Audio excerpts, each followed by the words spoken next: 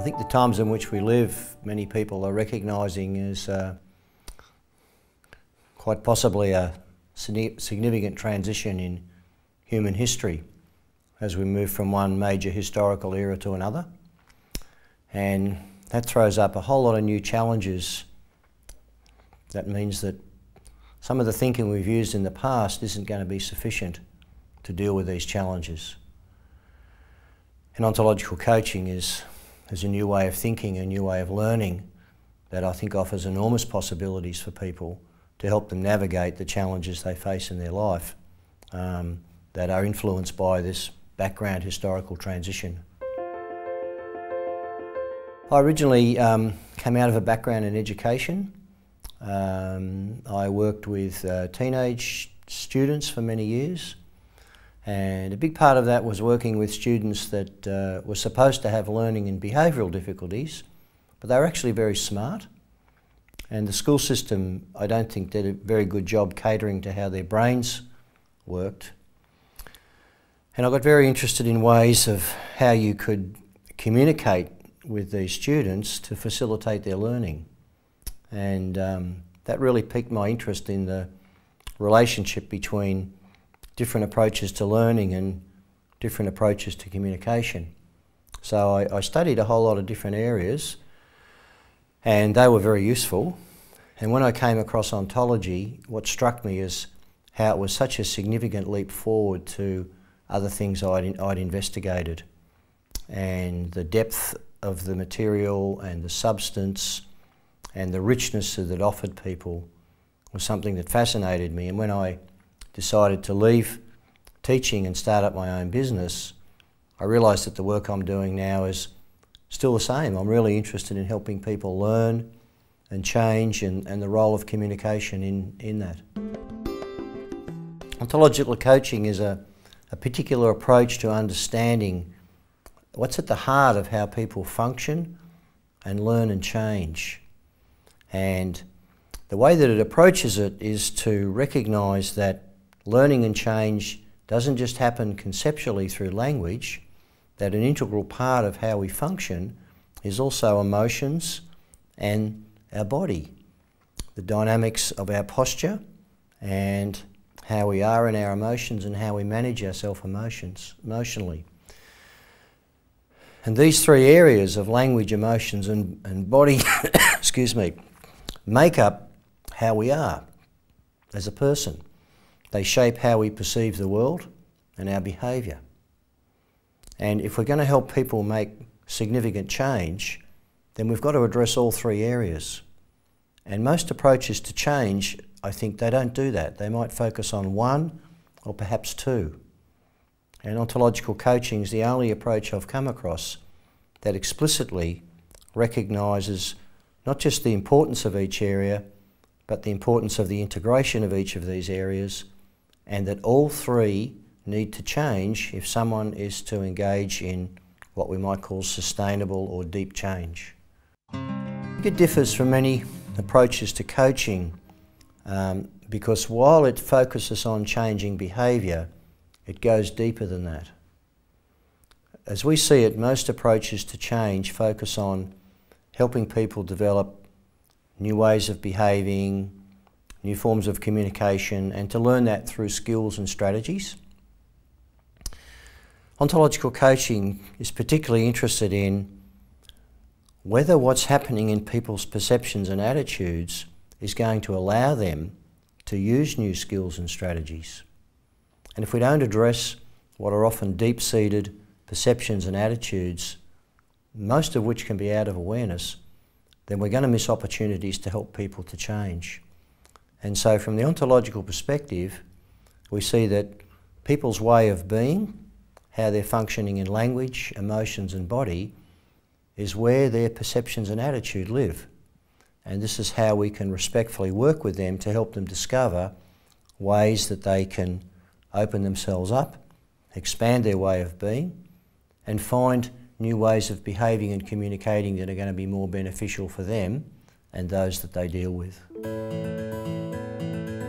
If I could be so bold as to say, maybe another question is, who wouldn't benefit from it? because anyone who wants support to move forward in some area of their life can benefit from ontological coaching. This can range from senior executives in organisations through to operational people that are working in different areas of organisations, middle managers, senior managers, home life, parents, teachers in schools, social workers. Anyone that's involved in supporting other people can benefit from this. And one of my colleagues in Australia has recently started working with performance artists, actors and musicians to support them in bringing out the most of themselves to enhance their performances. So it's a very versatile approach to coaching. It's relevant in a number of ways.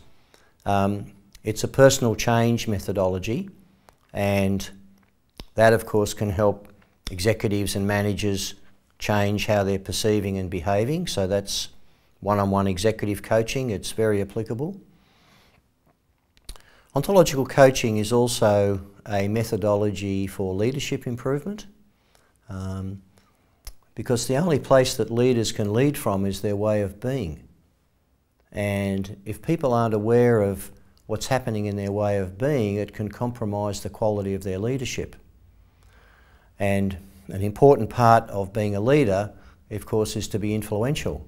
And sometimes what can be happening in people's quite deep-seated perceptions and attitudes is it's continually compromising the effectiveness of their communication and behaviour and their influencing. And finally, ontology is a business improvement methodology in itself, because it takes a particular approach to looking at what is a core business process that most people are not aware of. And by not being aware of this core business process, people are missing out on significant opportunities to eliminate waste and improve efficiency and productivity in organisations.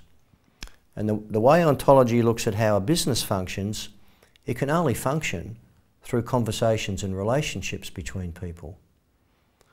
Often people might say, oh, people are our most valuable resource and the organisation runs through people. We agree with that, but we go a bit further and say it's not the people, it's the interaction between the people that make the organisation function. And how much attention do we pay to the quality of that interaction? Mainly we only pay attention to that when something goes wrong, and then it's very, very costly. So the ontological approach gives people a very solid methodology for what to pay attention to in how they're conversing and relating and interacting with others, so they can self-monitor and self-adjust the quality of their conversations. And when you boil it all down, the quality of conversations has a major bearing on what business outcomes are achieved. And so this is what makes this, I think, quite a powerful business process. And when people start to realise that ineffective conversations continually produce a waste of people's time and effort and energy and direct their thoughts into areas that aren't productive, potentially stifle creativity and innovative thinking. So this is the essence of this approach, a very rigorous, precise approach that gives people a very detailed set of tools as to how to pay attention to the way they're engaging in conversations and to self-improve as they use these tools. Coachees can bring whatever is important to them that they would like to make progress on in their life.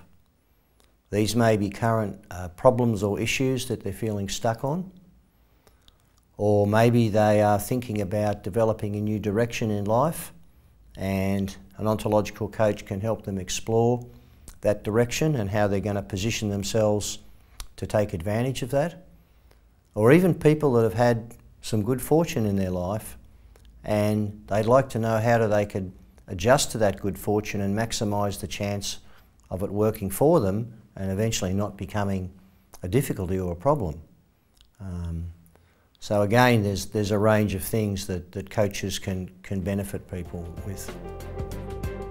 It's a combination of a number of things. It's a combination of introducing people to the basic areas of knowledge that form ontological coaching, lots of experiential application of that knowledge so that people can relate it directly to themselves in their personal and professional life and begin to apply it in coaching.